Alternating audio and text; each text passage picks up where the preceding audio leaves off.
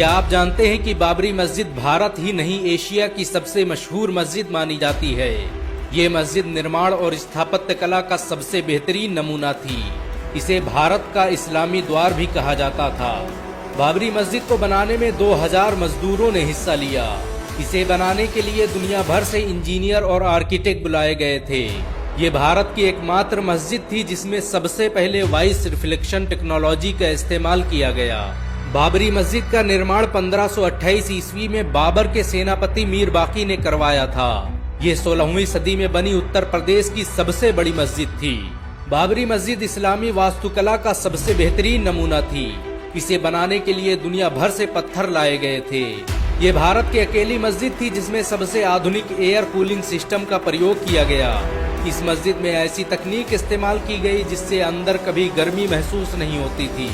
बहुत कम लोग जानते हैं कि बाबरी मस्जिद को बनाने के लिए अयोध्या में कई भट्ठे स्थापित किए गए, जिनमें खास तरह की ईंटों का निर्माण किया जाता था। इस मस्जिद को बनाने के लिए जिन ईंटों का आविष्कार किया गया वो आज पूरे भारत में इस्तेमाल की जाती हैं। आपको ये जानकर शायद हैरानी हो कि बाबरी मस्जिद कभी अयोध्या की सबसे ऊंची इमारतों में से एक थी। एक समय इसमें पहुंचने के लिए बड़ी बड़ी सीढ़ियों का सहारा लेना पड़ता था। बाबरी मस्जिद में बनी मेहराब 200 फीट ऊंची थी, जिसे अजान देने के लिए इस्तेमाल किया जाता था। बाबरी मस्जिद भारत की अकेली मस्जिद थी जिसमें वॉइस रिफ्लेक्शन टेक्नोलॉजी का इस्तेमाल किया गया।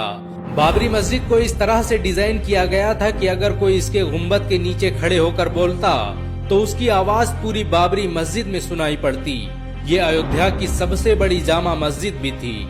अंग्रेज गवर्नर लॉर्ड विलियम बेंटिक भी बाबरी मस्जिद की तारीफ किए बिना न रह सका। इतिहासकारों की माने तो मीर बाकी ने बगदाद से वजू करने के लिए एक आधुनिक वाश बेसिन मंगवाया, जिस पर खड़े होते ही पानी निकलने लगता था। ये वाश बेसिन कई सालों तक बाबरी मस्जिद में इस्तेमाल किया जाता रहा। इसकी खोज मशहूर मुस्लिम वैज्ञानिक इस्माइल अल-जज़री ने की थी। अल-जज़री दुनिया का पहला वैज्ञानिक था जिसने सबसे पहले क्रैंकशाफ्ट को इजाद किया, जिसके बगैर आज किसी इंजन को नहीं चलाया जा सकता। उसे फादर ऑफ रोबोटिक्स भी कहा जाता है। 3 गुंबदों पर बनी बाबरी मस्जिद में एक कुआं भी मौजूद था, जिसे शिफा वाला कुआं कहा जाता था। ये कुआं बाबरी मस्जिद के शहीद होने से पहले तक पानी देता रहा। 19वीं सदी तक इसे वजू करने के लिए इस्तेमाल किया जाता था। बाबरी मस्जिद के सहन में मौजूद इस कुएं का इस्तेमाल हर धर्म के लोग करते थे। बहुत कम लोग जानते हैं कि बाबर ने भारत में 4 मस्जिदें बनवाई, जिनमें एक बाबरी मस्जिद थी। घाघरा नदी के किनारे बनी इस मस्जिद को बनाने के लिए बाबर ने पत्थर काटने वाले 1500 इंजीनियर बुलाए थे। बाबर को आधुनिक टेक्नोलॉजी से बेपनाह मोहब्बत थी। उसने अपने दौर के सबसे आधुनिक हथियारों का इस्तेमाल किया। बारूद और तोप को बनाने की विधि बाबर ही भारत लेकर आया था। बाबर ने बाबरी मस्जिद में नमाज पढ़ाने के लिए इमाम भी नियुक्त किए, जो सदियों तक इस्लाम की तबलीग का काम करते रहे। बाबर ने बाबरी मस्जिद का निर्माण तो करवाया, लेकिन उसे देखने कभी अयोध्या नहीं आ पाया। बाबरी मस्जिद का निर्माण पूरा होते ही उसकी मौत हो गई। कहा जाता है कि बाबर अयोध्या को मुगल सल्तनत का सबसे ताकतवर केंद्र बनाना चाहता था। यही वजह है कि उसने पूरी ताकत लगाकर अवध रियासत को मुगल सल्तनत का हिस्सा बना दिया। अयोध्या को पहचान दिलाने में बाबरी मस्जिद का बड़ा किरदार रहा। ये निर्माण और स्थापत्य कला का सबसे बेहतरीन नमूना थी।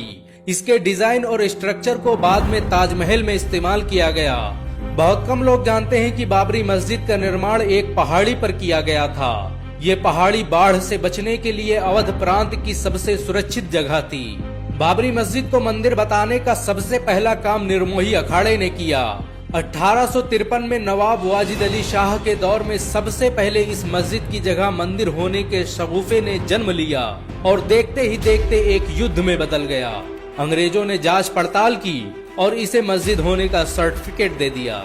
आपको ये जानकर शायद हैरानी हो कि तुलसीदास ने अयोध्या में बैठकर ही रामचरितमानस लिखी, लेकिन उन्होंने किसी मंदिर को गिराकर मस्जिद बनाने का जिक्र नहीं किया और न ही इतिहास की किताबों में इसका कोई ठोस सबूत मिलता है।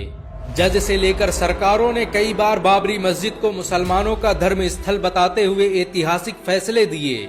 1949 में सिविल जज ने बाबरी मस्जिद को मुसलमानों की मिल्कियत बताते हुए कहा कि इस पर मुसलमानों का हक है और ये एक मस्जिद है जिसका निर्माण बाबर ने करवाया था।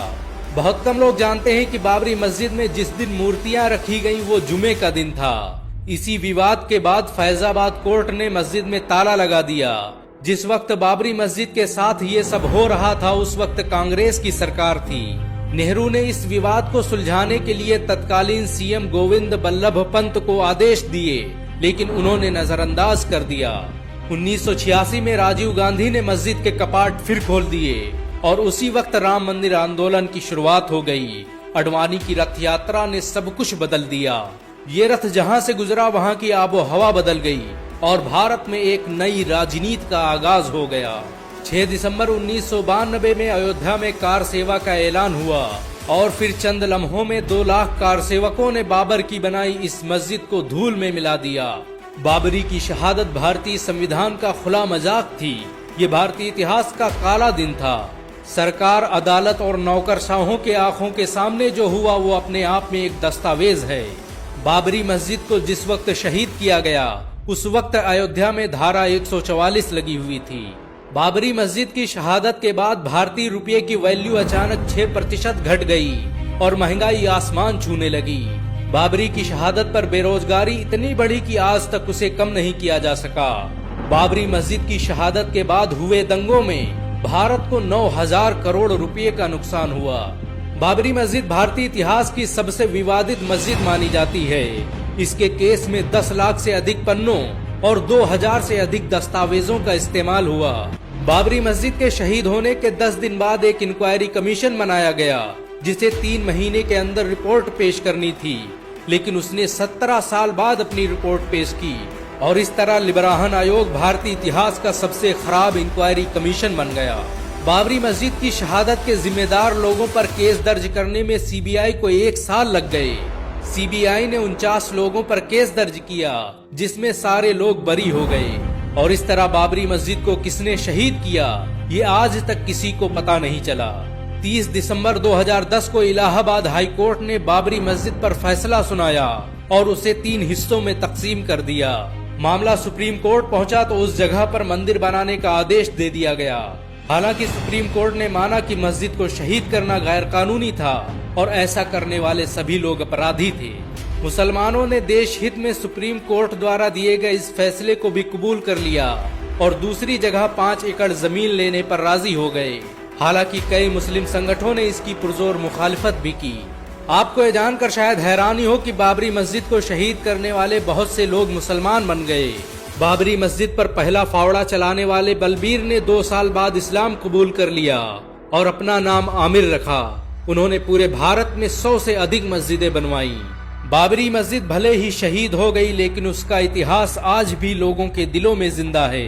बाबरी आज भी गर्व से अपने शौर्य और बलिदान की गाथा सुना रही है। अगर एक मुसलमान होने के नाते आपको गर्व महसूस हुआ हो तो इस वीडियो का लाइक और शेयर जरूर करें। ऐसी और वीडियो को देखने के लिए हमारे चैनल को सब्सक्राइब करें, घंटा जरूर दबाएं।